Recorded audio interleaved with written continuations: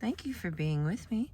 I continue with habit 1, be proactive. We're on page 66 from our book, The 7 Habits of Highly Effective People by Stephen R. Covey. First says, principles of personal vision.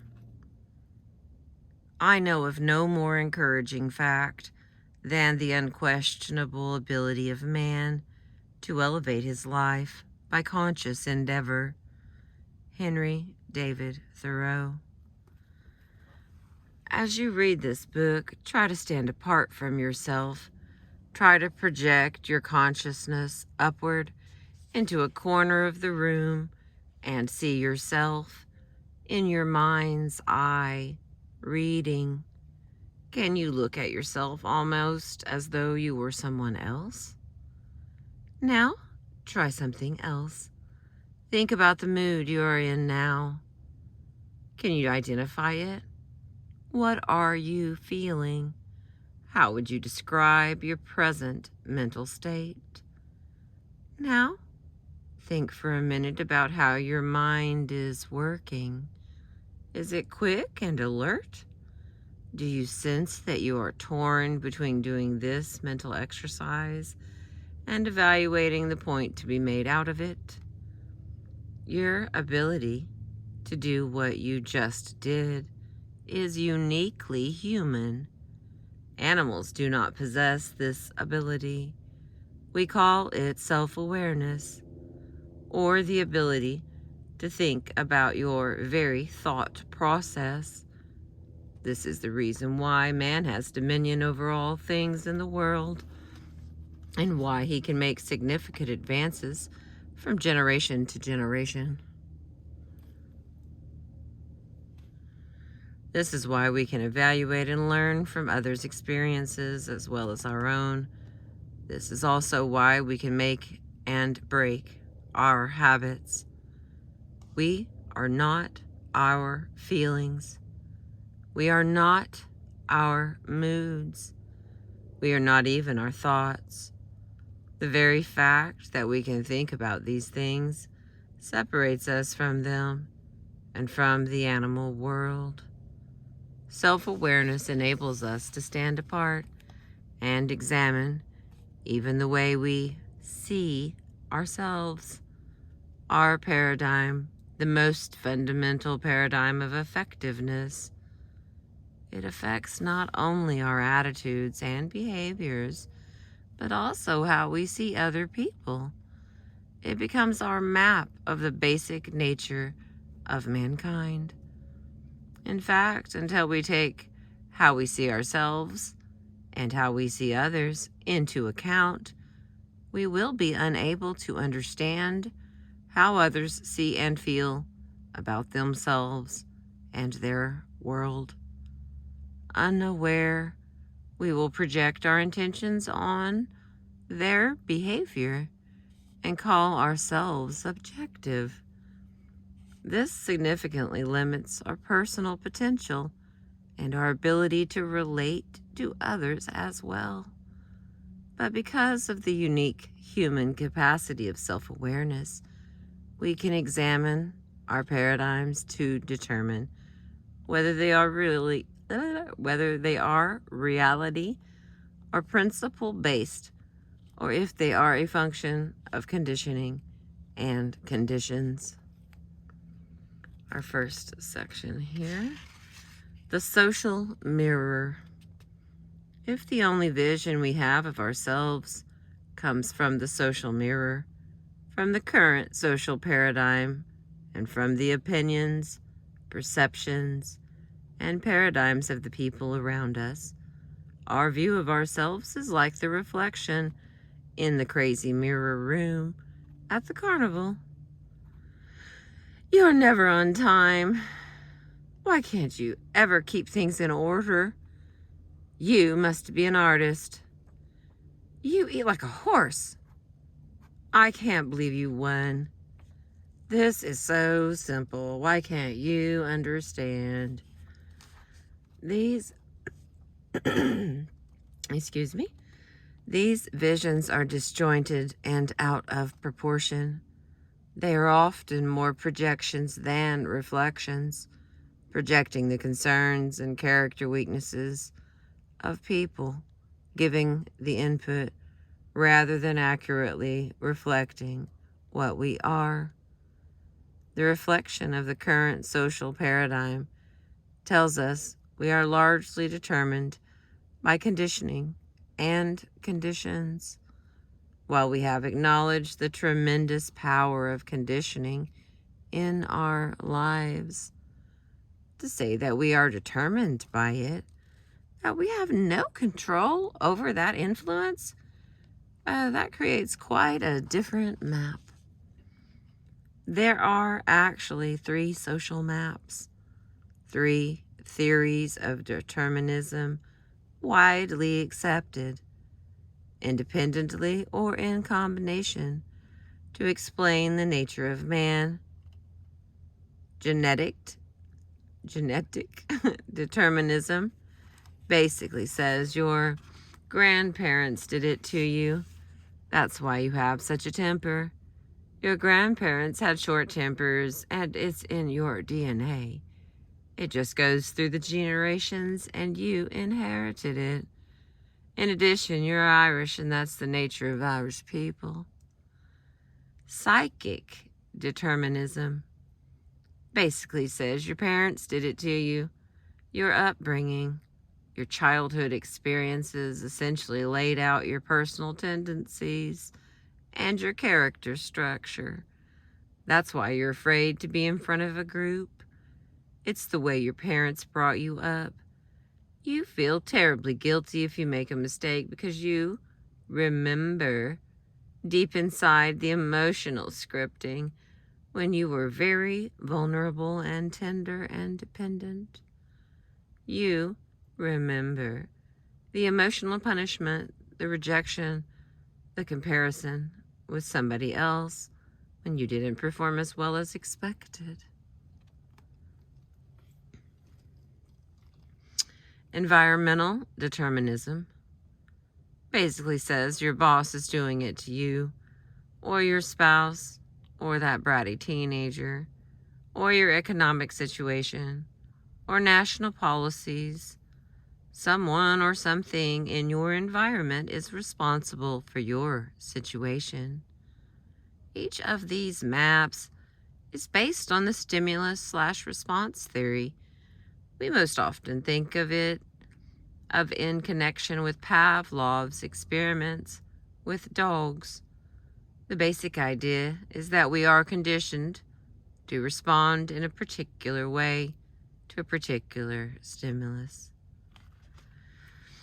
How accurately and functionally do these deterministic maps describe the territory? How clearly do these mirrors reflect the true nature of man? Do they become self-fulfilling prophecies? Are they based on principles we can validate within ourselves?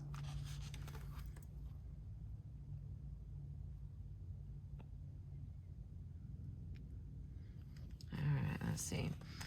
The next is between stimulus and response. In answer to those questions, let me share with you the catalytic story of Viktor Frankl. Frankl was a determinist, raised in the tradition of Freudian psychology, which postulates that whatever happens to you as a child shapes your character and personality and basically governs your whole life. I'm going to read that again. Frankl was a determinist, raised in the tradition of Freudian psychology, which believes that whatever happens to you as a child shapes your character and personality and basically governs your whole life. The limits and parameters of your life are set, and basically, you cannot do much about it. Frankl was also a psychiatrist and a Jew. He was imprisoned in the death camps of Nazi Germany, where he experienced things that were so repugnant to our sense of decency that we shudder to even repeat them.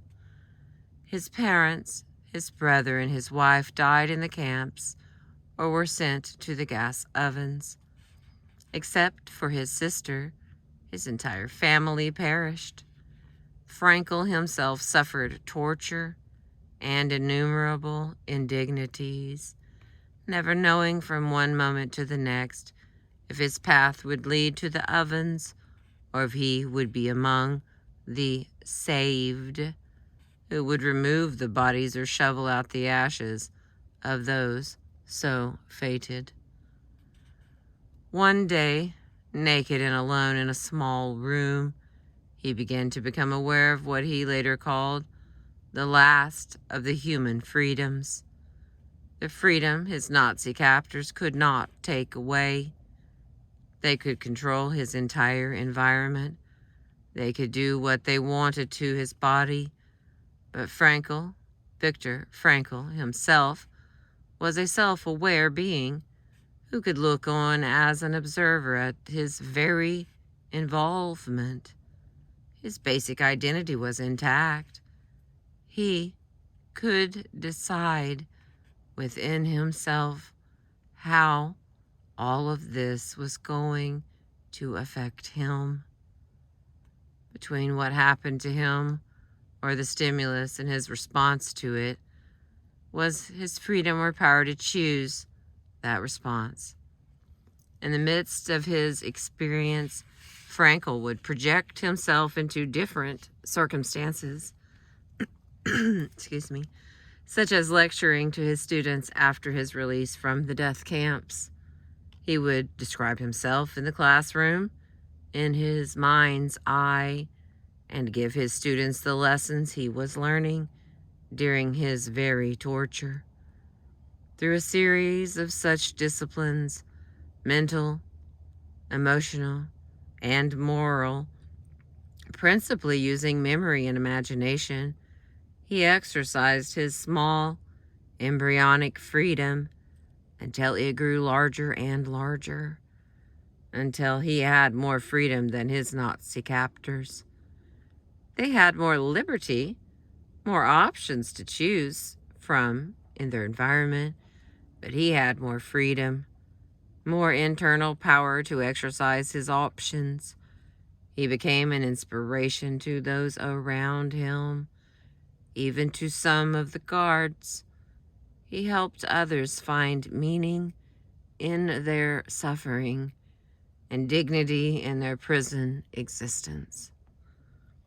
In the midst of the most degrading circumstances imaginable, Frankl used the human endowment of self-awareness to discover a fundamental principle about the nature of man. Between stimulus and response, man has the freedom to choose. Within the freedom to choose are those endowments that make us uniquely human. In addition to self-awareness, we have imagination, the ability to create in our minds beyond our present reality. We have conscience, a deep inner awareness of right and wrong, of the principles that govern our behavior, and a sense of the degree to which our thoughts and actions are in harmony with them.